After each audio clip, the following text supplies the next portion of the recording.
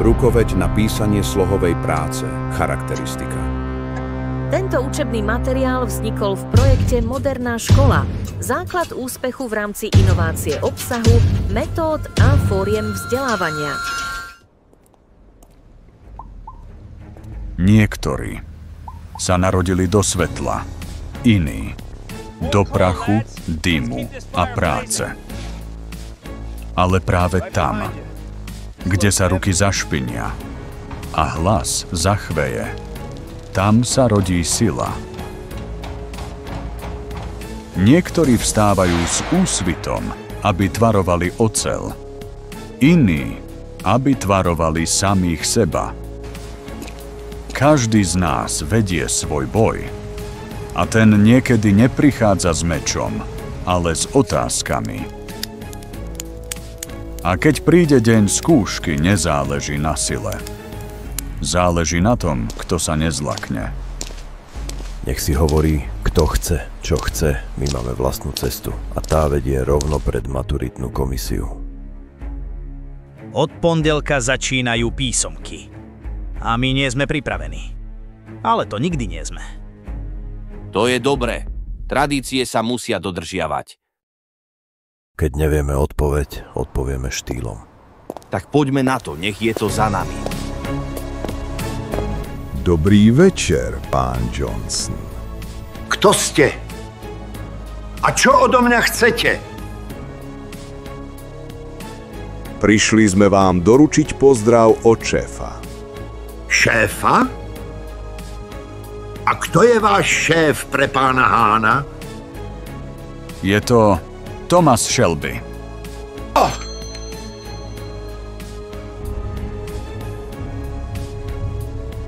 Chlapi, neblbnite. Však ja nerobím Shelbymu žiadne problémy. Kriste pane, mám deti, vnúčatá. Pozdravuje vás šéf. Tvrdí, že vy nás na maturitu určite dobre pripravíte. Mňa z vás asi drbne. Chlapi, toto ste už vážne prehnali. Skoro som sa z vás posral.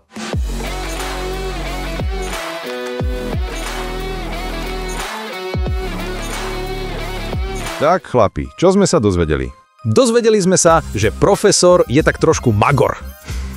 Máš pravdu, nebola to s ním prechádzka ružovou záhradou. Chlapi, v pondelok písomky a vy ste úplne v prdeli.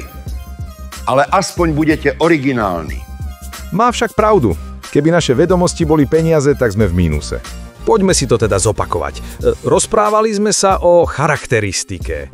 Zistili sme, že je to opis vlastností alebo podstatných znakov osoby, veci alebo javu. A aj to, že sa pričleňuje k opisu ako samostatný druh. Autor sa okrem vonkajších znakov sústreďuje aj na povahové, vnútorné alebo príznačné vlastnosti hodnotenej osoby, zvieraťa, prostredia, deja a podobne. Ďalej sme sa dozvedeli, že charakteristika osoby alebo postavy zachytáva okrem typických vonkajších znakov, napríklad výzor, chôdza, oblečenie, aj povahové, morálne vlastnosti. A vtedy hovoríme o vnútornej charakteristike. Áno, a potom sme si spomenuli aj druhy charakteristiky.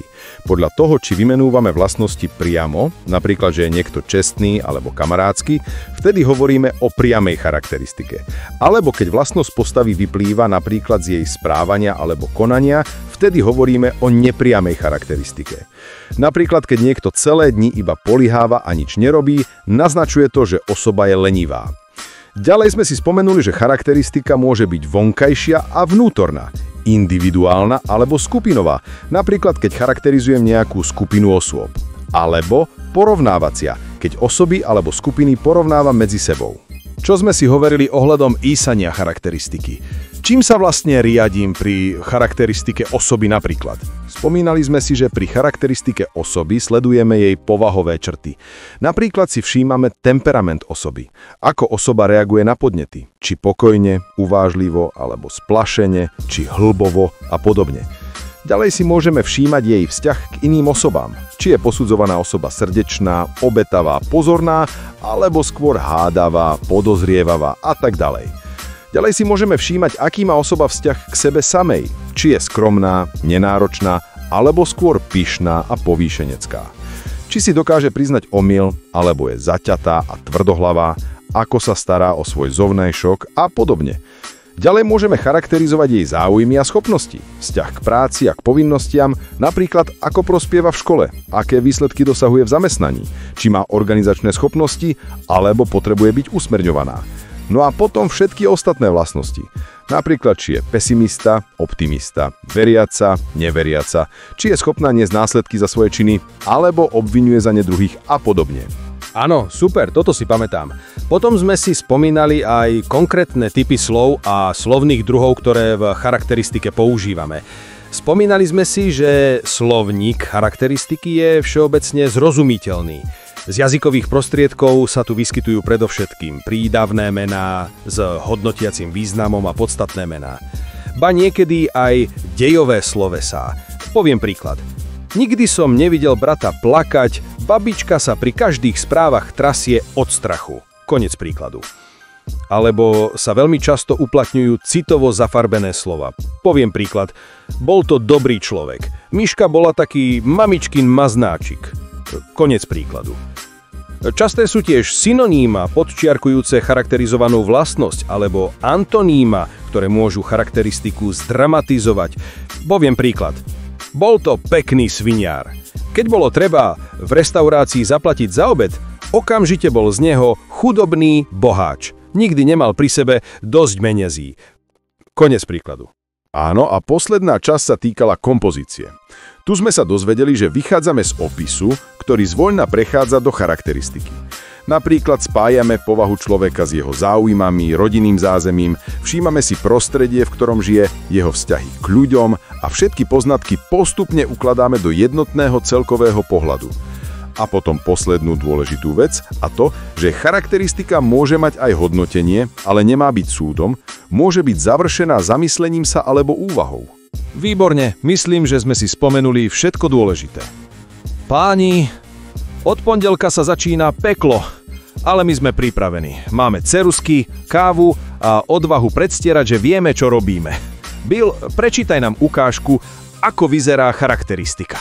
Sme naozaj brat a sestra? Porovnávacia charakteristika. Túto otázku som si položila už veľakrát. Síce to máme na papieri, často však pochybujem o tom, že sme súrodenci. Navonok sme dva veľké protiklady. Ja, čierna, som od útleho detstva tmavovláska s olivovo-zelenými očami a pre mňa typickou gestikuláciou. On, biela, je modrooký blondín s bledou pokožkou, nepoužívajúci žiadnu mimiku a gestikuláciu. Keď však začneme rozprávať, máte pocit, ako by hovorila jedna osoba.